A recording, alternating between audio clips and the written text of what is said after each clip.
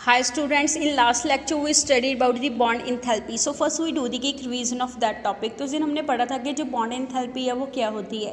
कहता है bond enthalpy क्या होगी, जब क्या बनता है दो एटम के बीच में बॉन्ड बनेगा, उस दौरान मॉलिक्यूल की फॉर्मेशन होगी एंड एज ए रिजल्ट वो क्या हो जाएगा, स्टेबल हो जाएगा। जब कोई भी चीज़ स्टेबल होती है उस दौरान वो एनर्जी को क्या करती है, रिलीज करती है। जब कहता है मॉलिक्यूल की फॉर्मेशन होगी उस दौरान दो एटम के बीच में बॉन्ड बन के वो क्या हो जाते हैं, स्टेबल हो जाते हैं। एज ए रिजल्ट उसमें क्या होती है, एनर्जी रिलीज होती है। उस रिलीज एनर्जी को हम क्या बोलेंगे, बॉन्ड इंथैल्पी बोलते हैं। ऐसे क्या, तो ऑब्वियसली क्या होगा, जब उसी सेम मॉलिक्यूल को हमें ब्रेक करना हो, पहले जितनी एनर्जी वो स्टेबल होकर उसने रिलीज करी थी उतनी एनर्जी उसको वापस देनी पड़ती है ताकि उसका क्या हो जाए, बॉन्ड ब्रेक हो जाए। एंड उस एनर्जी को हम क्या बोलते हैं, बॉन्ड डिसोसिएशन इंथैल्पी बोलते हैं। एंड वहाँ से हम क्या मेजर करते हैं, बॉन्ड की स्ट्रेंथ को मेजर करेंगे। कहते हैं जो बॉन्ड डिसोसिएशन इंथैल्पी है उसकी डेफिनेशन क्या होती है, amount of energy required to break 1 mole of bond of a particular type between the atoms in a gaseous state. जब कहता है एटम अपनी गैसियस स्टेट में होते हैं उस दौरान उन दोनों के बीच में 1 मोल ऑफ बॉन्ड को ब्रेक करने के लिए जितनी एनर्जी रिक्वायर्ड होगी उस एनर्जी को क्या बोलेंगे, बॉन्ड डिसोसिएशन इंथैल्पी बोलेंगे। जनरली कहता है जो बॉन्ड डिसोसिएशन इंथैल्पी है उसको किस टर्म में मेजर करते हैं, किलो जूल पर मोल की टर्म में उसको मेजर करेंगे। कहता है उसकी वैल्यू है सिंगल, डबल, ट्रिपल बॉन्ड, उसके केस में क्या करती है, वेरी करती है। वो डिपेंड करेगा कि बॉन्ड की स्ट्रेंथ कितनी है। कहता है जितनी ज़्यादा बॉन्ड की स्ट्रेंथ हाई होगी उतनी बॉन्ड डिसोसिएशन इंथैल्पी की वैल्यू क्या होती है, हाई होती है। नेक्स्ट हमने पढ़ा था बॉन्ड डिसोसिएशन इंथैल्पी है वो कुछ फैक्टर के ऊपर डिपेंड करती है। जैसे फर्स्ट फैक्टर कौन सा था, size of the bonded atom. कहता है जो एटम के बीच में बॉन्ड बन रहा है उन एटम्स का साइज कितना है। कहते हैं जितना ज़्यादा साइज छोटा होगा उतना ज़्यादा स्ट्रॉन्गर क्या होता है, बॉन्ड होता है, एंड उतनी ज़्यादा बॉन्ड डिसोसिएशन इंथैल्पी की वैल्यू क्या होती है, हाई होती है। नेक्स्ट हमने पढ़ा था बॉन्ड लेंथ। कहते हैं जितनी बॉन्ड लेंथ छोटी होगी उतनी ज़्यादा हमारे पास बॉन्ड इंथैल्पी की वैल्यू भी क्या होगी, हाई होगी। नेक्स्ट हमने पढ़ा था एवरेज बॉन्ड इंथैल्पी। कहता है एवरेज बॉन्ड इंथैल्पी हम किस केस में मेजर करते हैं, पॉलीएटॉमिक मॉलिक्यूल के केस में मेजर करते हैं, जिसको हमने वाटर की एग्जांपल लेके एक्सप्लेन करा था। ऑल्सो हमने पढ़ा था बॉन्ड ऑर्डर। कहता है बॉन्ड ऑर्डर क्या होता है कि हमारे पास क्या होता है, कहता है मॉलिक्यूल के अंदर दो एटम के बीच में जितने नंबर ऑफ बॉन्ड बनते हैं उसको उसका क्या बोलते हैं, बॉन्ड ऑर्डर बोलते हैं। ऑल्सो हमने पढ़ा था, कहता है जो आइसो इलेक्ट्रॉनिक स्पीसीज होती हैं सभी आइसो इलेक्ट्रॉनिक स्पीसीज में क्या होता है, जो बॉन्ड ऑर्डर है उसकी वैल्यू क्या होगी, सेम होगी। Now we come to today's topic that is resonance. आज हम पढ़ेंगे कि रेजोनेंस क्या होती है। कहते हैं जो फिनोमिना है रेजोनेंस का वो किसने दिया था, हाइंसबर्ग ने दिया था, ताकि वो क्या कर सके, सर्टेन मॉलिक्यूल की प्रॉपर्टीज़ को एक्सप्लेन कर सके। कहता है ऑफन ये ऑब्जर्व हुआ है दैट हमारे पास क्या होता है, जो सिंगल लुईस स्ट्रक्चर है, सिंगल लुईस स्ट्रक्चर से हम क्या करते हैं, जो सभी प्रॉपर्टीज़ है उसको एक्सप्लेन नहीं कर सकते। कहता है to illustrate this consider a molecule, जैसे हम ओजोन की एग्जाम्पल लेके इसको एक्सप्लेन करते हैं। कहता है ओजोन के अंदर क्या होता है, 3 ऑक्सीजन के एटम आपस में क्या होते हैं, जुड़े हुए होते हैं, एंड उसके स्ट्रक्चर को हम कैसे लिखते हैं, जैसे कहता है क्या होता है, 2 ऑक्सीजन के बीच में क्या होते हैं, 2 शेड पेयर इलेक्ट्रॉन होते हैं, एंड तीसरे ऑक्सीजन के साथ वो क्या करता है, 1 इलेक्ट्रॉन की शेयरिंग करेगा। एज ए रिजल्ट 2 ऑक्सीजन के बीच में डबल बॉन्ड बनेगा एंड तीसरे ऑक्सीजन के साथ क्या बनता है, सिंगल बॉन्ड बनता है। इस केस में कहता है क्या होगा, जो हर एक ऑक्सीजन एटम है, हर एक ऑक्सीजन का क्या होता है, ऑक्टेट है जो इलेक्ट्रॉन का वो क्या होता है, कंप्लीट होता है अकॉर्डिंग टू दिस स्ट्रक्चर। इस स्ट्रक्चर के अकॉर्डिंग कहता क्या होगा, जो सिंगल बॉन्ड है, single bond that is oxygen oxygen का सिंगल बॉन्ड, एंड एक क्या होता है, डबल बॉन्ड होता है। 2 ऑक्सीजन के बीच में एक डबल बॉन्ड होगा एंड एक क्या होता है, सिंगल बॉन्ड प्रेजेंट होता है। कहते हैं जो normal oxygen oxygen single bond है and oxygen oxygen double bond है उसकी बॉन्ड लेंथ कितनी होती है, जैसे ऑक्सीजन ऑक्सीजन सिंगल बॉन्ड की बॉन्ड लेंथ कितनी होती है, 148 पिकोमीटर होती है। हमारे पास ऑक्सीजन ऑक्सीजन डबल बॉन्ड की बॉन्ड लेंथ कितनी होती है, 121 पिकोमीटर होती है। इस अब स्ट्रक्चर के अकॉर्डिंग कहता हम क्या एक्सपेक्ट करते हैं कि जो दोनों बॉन्ड लेंथ है ओजोन मॉलिक्यूल के अंदर दोनों की वैल्यू क्या होगी, डिफरेंट होगी। जैसे डबल बॉन्ड के लिए बॉन्ड लेंथ की वैल्यू डिफरेंट होगी एंड सिंगल बॉन्ड के लिए बॉन्ड लेंथ की वैल्यू डिफरेंट होगी। बट कहता है एक्चुअली होता क्या है, एक्सपेरिमेंटली हम क्या चीज़ ऑब्जर्व करते हैं कि जो दोनों बॉन्ड लेंथ है दोनों बॉन्ड लेंथ की वैल्यू क्या होती है, सेम होती है। दैट इज हमारे पास कितनी वैल्यू आएगी, 128 पिकोमीटर आएगी। जबकि कहता है इस स्ट्रक्चर के अकॉर्डिंग आनी क्या चाहिए थी, दोनों की बॉन्ड लेंथ डिफरेंट आनी चाहिए थी, बिकॉज दोनों में क्या बन रहा है, एक में डबल बॉन्ड बन रहा है, एक में क्या बन रहा है, सिंगल बॉन्ड बनता है। कहता है ये जो हमारे पास 128 पिकोमीटर वैल्यू आई है एक्सपेरिमेंटली, कहता है दोनों की बॉन्ड लेंथ सेम आती है।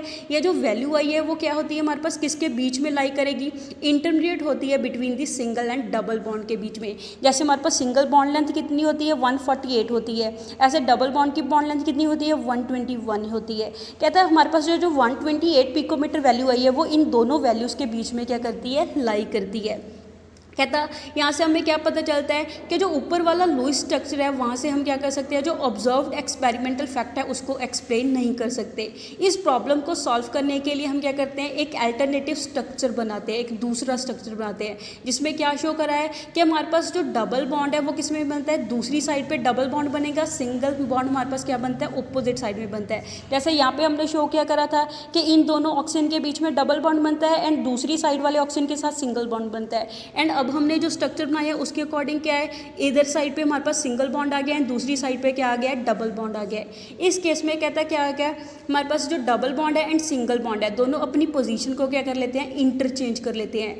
But none of these two structure explain the observe fact. बट कहता है दोनों स्ट्रक्चर में से जो हमने पहले वाला स्ट्रक्चर ड्रॉ करा है, अब जो दूसरा स्ट्रक्चर ड्रॉ करा है, दोनों स्ट्रक्चर के साथ कहता हम जो ऑब्जर्व्ड एक्सपेरिमेंटल फैक्ट है उसको एक्सप्लेन नहीं कर सकते। कहता वहाँ से हमें क्या चीज़ पता चलती है कि जो एक्चुअल स्ट्रक्चर है वो क्या होता है, इन दोनों स्ट्रक्चर के बीच में क्या करता है, लाई करता है, जिसके कारण जो हमें एक्सपेरिमेंटल वैल्यूज़ है वो क्या होती हैं, शो होती हैं। ऐसे केस में कहता हम क्या कह सकते हैं कि जो हमारे पास एक्चुअल स्ट्रक्चर है उसको हम क्या बोलेंगे, रेजोनेंस हाइब्रिड बोलेंगे इन दोनों स्ट्रक्चर्स का। दस कहता है जो इंडिविजुअल स्ट्रक्चर है, इंडिविजुअल स्ट्रक्चर को हम क्या बोलते हैं, रेजोनेंस स्ट्रक्चर बोलते हैं या फिर कॉन्ट्रीब्यूटिंग स्ट्रक्चर बोलेंगे। जैसे ये भी हमारे पास एक इंडिविजुअल स्ट्रक्चर है, इसको हम क्या बोलेंगे, रेजोनेंस स्ट्रक्चर बोलेंगे या फिर कॉन्ट्रीब्यूटिंग स्ट्रक्चर बोलेंगे। ऐसी जो दूसरा स्ट्रक्चर है इसको भी हम रेजोनेटिंग स्ट्रक्चर बोलेंगे या फिर कॉन्ट्रीब्यूटेड स्ट्रक्चर बोलेंगे। कहता है इन दोनों को जब हम कंबाइन करते हैं, जैसे हमारे पास ये पहले वाला स्ट्रक्चर है एंड ये दूसरे वाला स्ट्रक्चर है, इन दोनों स्ट्रक्चर कंबाइन करेंगे, उस कंबाइन स्ट्रक्चर से हमारे पास क्या आ जाएगा, ये थर्ड स्ट्रक्चर आ जाएगा, जिसको हम क्या बोलते हैं, रेजोनेंस हाइब्रिड स्ट्रक्चर बोलते हैं। ये हमारे पास जो दोनों रेजोनेटिंग स्ट्रक्चर का क्या होता है, कॉम्बिनेशन होता है। ये क्या करता है, जो एक्सपेरिमेंटल फैक्ट है उसको शो करेगा, जिसके कारण कहता है क्या होता है, जो डबल बॉन्ड है उसकी पोजीशन फिक्स नहीं होती, वो अपनी पोजीशन को इंटरचेंज करता रहता है, कभी वो इन दोनों के बीच में बनेगा या फिर क्या बनता है, दूसरी साइड के बीच में बनता है। एज ए रिजल्ट कहता है क्या होगा, डबल बॉन्ड दोनों साइड पे ऊपर बनने के कारण हमारे पास क्या होगा, जो दोनों बॉन्ड लेंथ है उसकी वैल्यू क्या होती है, सेम होती है, कि डबल बॉन्ड की जो पोजीशन है वो फिक्स नहीं होती है। कहता यहाँ पे चीज़ नोट करने वाली है कि जो रेजोनेट स्ट्रक्चर्स है उसका कोई रियल एग्जिस्टेंस नहीं होती। जैसे कहता है ये जो रेजोनेटिंग स्ट्रक्चर्स होते हैं उसका कोई रियल एग्जिस्टेंस नहीं होती, वो रियली में एग्जिस्ट नहीं करते। ऐसे स्ट्रक्चर सिर्फ क्या होते हैं, थ्योरेटिकल होते हैं, इनको हम सिर्फ समझने के लिए क्या करते हैं, यूज़ करते हैं। नेक्स्ट इज ऑल्सो कहता है ये हमारे पास इसका मतलब ये भी नहीं है कि जो एक्चुअल मॉलिक्यूल है वो क्या करेगा, हमारे पास सर्टेन फ्रैक्शन ऑफ टाइम के बीच में एग्जिस्ट कर देगा, वन फॉर्म का या फिर अनदर फॉर्म का। ये क्या होता है, कहता है जो एक फॉर्म है दूसरे फॉर्म के अंदर क्या होती रहती है, इंटरचेंज होती रहती है। इनफैक्ट कहता है जो एक्चुअल मॉलिक्यूल है उसका कोई पिक्टोरियल रिप्रेजेंटेशन होती नहीं है, उसको हम पिक्चर के साथ ड्रॉ नहीं कर सकते एक्चुअल स्ट्रक्चर को। कहता है जो रेजोनेटिंग स्ट्रक्चर है वो हमारे पास क्या है, सिर्फ एक कन्वीनियंट वे है ताकि हम क्या करें, मॉलिक्यूल की पिक्चराइजेशन कर दें ताकि वहाँ से उसकी प्रॉपर्टीज़ को फाइंड आउट कर सकें। यहाँ से हमारे पास जो रेजोनेंस है उसकी डेफिनेशन क्या होगी, when a molecule can not be represented by a single structure. जैसे कहता है हम क्या करें, एक मॉलिक्यूल को एक सिंगल स्ट्रक्चर के साथ एक्सप्लेन नहीं कर सकते, बट उसकी जो प्रॉपर्टीज़ होती है उसको हम डिस्क्राइब कर सकते हैं। कैसे डिस्क्राइब करेंगे, दो या दो से ज़्यादा उसके स्ट्रक्चर को ड्रॉ करके, उन सभी स्ट्रक्चर के कॉम्बिनेशन से हमारे पास क्या होती हैं, उसकी सारी प्रॉपर्टीज़ वो क्या हो जाती हैं, एक्सप्लेन हो जाती हैं। देन कहता है उसके बाद जो एक्चुअल स्ट्रक्चर सभी स्ट्रक्चर के कॉम्बिनेशन से बनेगा उसको हम उसका क्या बोलेंगे, रेजोनेट हाइब्रिड स्ट्रक्चर बोलते हैं।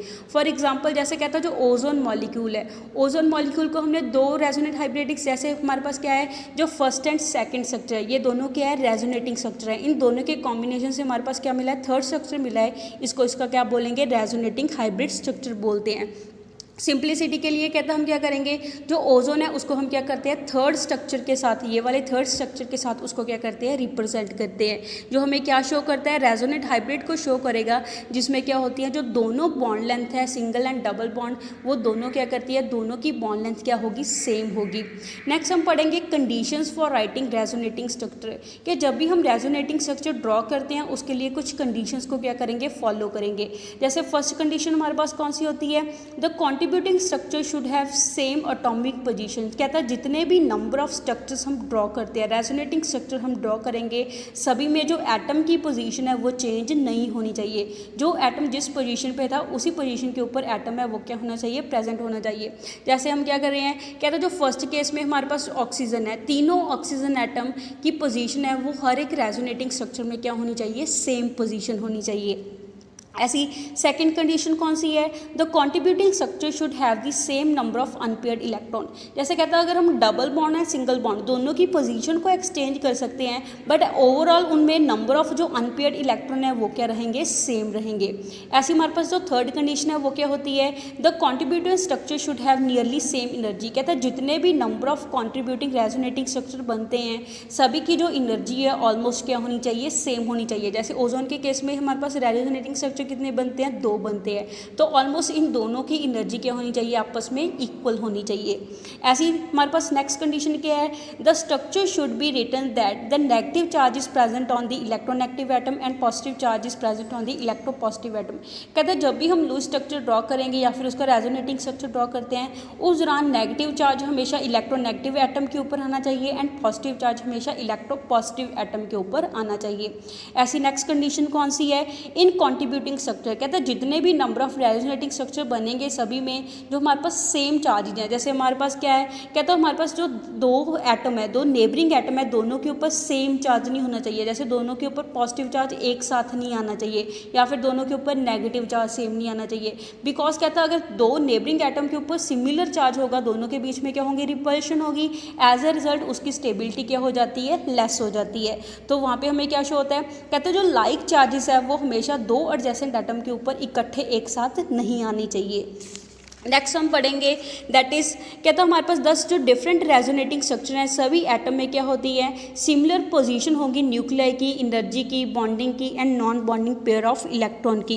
लेट अस डिस्कस सम मोर मॉलिक्यूल्स। जैसे कहता है इसकी हम और एग्जांपल को डिस्कस करेंगे। जैसे हमने एग्जांपल ले लिया कार्बन डाइऑक्साइड मॉलिक्यूल की। कहता है कार्बन डाइऑक्साइड मॉलिक्यूल के अंदर क्या होता है, हमारे पास एक कार्बन क्या करेगा, 2 ऑक्सीजन एटम के साथ क्या करते हैं, अपने 2 इलेक्ट्रॉन की शेयरिंग कर लेगा। एज अ रिजल्ट दोनों ऑक्सीजन के साथ कार्बन क्या बनाता है, डबल बॉन्ड की फॉर्मेशन होती है। देयरफॉर कहता है हम एक्सपेक्ट क्या करके चलते हैं कि दोनों डबल बॉन्ड है कार्बन एंड ऑक्सीजन एटम के बीच में। एज अ रिजल्ट दोनों की वैल्यू क्या होगी, सेम बॉन्ड लेंथ होगी। बट एक्सपेरिमेंटली कहता है क्या डिटर्मिन होता है, जो कार्बन एंड ऑक्सीजन है उसकी बॉन्ड लेंथ कार्बन और डाइऑक्साइड मॉलिक्यूल में कितनी होती है, 115 पिकोमीटर होती है। कहता है जो नॉर्मल हमारे पास डबल बॉन्ड होता है उसकी बॉन्ड लेंथ कितनी होनी चाहिए, कार्बन एंड ऑक्सीजन के बीच में 122 पिकोमीटर होनी चाहिए। And carbon oxygen triple bond की बॉन्ड लेंथ कितनी होनी चाहिए, 110 पिकोमीटर होनी चाहिए। कहता है यहाँ से हमें क्या चीज़ पता चलती है कि जो कार्बन एंड ऑक्सीजन का बॉन्ड है कार्बन डाइऑक्साइड मॉलिक्यूल के अंदर वो क्या होता है, between the double and triple bond के बीच में क्या करता है, लाई करता है। जैसे कहता है हमारे पास कार्बन डाइऑक्साइड के अंदर बॉन्ड लेंथ कितनी आ रही है, 115 पिकोमीटर आ रही है। जबकि कहता है कार्बन ऑक्सीजन डबल बॉन्ड की बॉन्ड लेंथ 122 होती है and carbon oxygen triple bond की बॉन्ड लेंथ कितनी होती है, 110 होती है। कहता है ये जो हमारे पास 115 पिकोमीटर आई है ये किसके बीच में आई है, डबल एंड ट्रिपल बॉन्ड वाली वैल्यू के इंटरमीडिएट वाली वैल्यू शो हो रही है। कहता है यहाँ से हमें क्या पता चलेगा कि जो कार्बन ऑक्सीजन का बॉन्ड है हमारे पास मॉलिक्यूल के अंदर जो बॉन्ड फॉर्मेशन होती है वो डबल एंड ट्रिपल के बीच वाली लाई करती है। ऑब्वियसली कहता है यहाँ से भी हमें क्या पता चलता है कि जो सिंगल स्ट्रक्चर है सिंगल स्ट्रक्चर से हमें जो उसकी सारी प्रॉपर्टीज़ है उसको एक्सप्लेन नहीं कर सकते। कहता है ये इसके लिए हमारे पास ये ज़रूरी हो जाता है तो हम क्या करें, एक से ज़्यादा उसके लूज स्ट्रक्चर बनाएं ताकि उसकी जो सभी प्रॉपर्टीज़ है वो क्या हो सके, एक्सप्लेन हो सके। देयरफॉर कहता है हम क्या करते हैं, जो स्ट्रक्चर है कार्बन डाइऑक्साइड का जो सबसे ज़्यादा अच्छे तरीके से उसकी सभी प्रॉपर्टीज़ को एक्सप्लेन कर दे उस स्ट्रक्चर को ड्रॉ करते हैं एंड उस स्ट्रक्चर को हम उसका क्या बोलते हैं, रेजोनेंट हाइब्रिड स्ट्रक्चर बोलेंगे। जैसे हमारे पास क्या है, जो फर्स्ट रिप्रेजेंटेशन है ये वाली शो करी है, दैट इज़ कार्बन दोनों ऑक्सीजन के साथ क्या बनाता है, डबल बॉन्ड बनाता है। ऐसे इसका जो सेकंड स्ट्रक्चर है हमारे पास क्या शो होगा, हमारे पास क्या होगा, जो एक है एक में क्या हो जाएगा, ट्रिपल बॉन्ड की फॉर्मेशन होगी एंड दूसरी साइड पे क्या होगा, सिंगल बॉन्ड की फॉर्मेशन होगी। एंड इस ऑक्सीजन के ऊपर नेगेटिव चार्ज आएगा, दूसरे के ऊपर क्या आएगा, पॉजिटिव चार्ज आएगा। ये किस वजह से होता है, बिकॉज एक बॉन्ड है वो क्या हो जाता है, शिफ्टिंग शो करता है। जैसे यहाँ पे ऑक्सीजन के ऊपर लोन पेयर है, एक लोन पेयर क्या करेगा, हमारे पास शिफ्टिंग शो करेगा। एज ए रिजल्ट हमारे पास क्या होगा, जैसे इस ऑक्सीजन के ऊपर यहाँ पे हमारे पास 4 लोन पेयर शो करे हैं, इस लोन पेयर में से एक बॉन्ड यहाँ पे शिफ्ट हो जाएगा। एज ए रिजल्ट इन दोनों के बीच में क्या बनेगा, ट्रिपल बॉन्ड बनेगा। बट कार्बन 4 से ज़्यादा बॉन्ड नहीं बना सकता है, जिसके कारण वो ये वाला बॉन्ड क्या कर देता है, ऑक्सीजन के ऊपर ट्रांसफर कर देता है। एज ए रिजल्ट ऑक्सीजन के ऊपर क्या आ जाती है, नेगेटिव चार्ज आ जाता है एंड इसका लोन पेयर यहाँ पे सेंटर में देने के कारण इसके ऊपर क्या आ जाता है, पॉजिटिव चार्ज आ जाता है। ऐसे इसका जो थर्ड लूज स्ट्रक्चर है वो क्या होता है, हमारे पास ज़रूरी नहीं कि हमारे पास ये ट्रिपल बॉन्ड है इस साइड पे ही बन सकता है, दूसरी साइड पे भी ट्रिपल बॉन्ड की फॉर्मेशन हो सकती है, जिसके कारण ये क्या होती है, इसकी थर्ड रिप्रेजेंटेशन होती है। कहता है इन सभी स्ट्रक्चर के कॉम्बिनेशन को हम क्या बोलते हैं, रेजोनेंट हाइब्रिड बोलेंगे, जिससे उसकी जो सारी प्रॉपर्टीज़ है वो क्या हो जाती हैं, एक्सप्लेन हो जाती हैं। सिमिलरली कहता है हम कार्बन मोनोऑक्साइड मॉलिक्यूल के केस में एक्सप्लेन करते हैं कि जो कार्बन मोनोऑक्साइड है उसके केस में भी क्या होता है, कार्बन एंड ऑक्सीजन के बीच में जो बॉन्ड लेंथ है वो कितनी आती है हमारे पास 113 पिकोमीटर आती है, जो कहता है किसके बीच में लाई करेगी, normal carbon oxygen double bond and carbon oxygen triple bond के बीच में लाई करती है। वो भी कहता है किस वजह से होता है, रेजोनेंस के कारण होता है। कहता है रेजोनेंस में क्या होते हैं, एक से ज़्यादा स्ट्रक्चर होते हैं, जिसके कारण जो हमारे पास सभी का कॉम्बिनेशन वाला रेजोनेंट हाइब्रिड होगा उससे जो सारी प्रॉपर्टीज़ है वो क्या हो जाती हैं, एक्सप्लेन हो जाती है। ऐसी आपको रेजोनेटिंग स्ट्रक्चर है कुछ और मॉलिक्यूल के लिए यहाँ पे गिवन दे रखे हैं। So that's all for today, stay home, stay safe, thank you.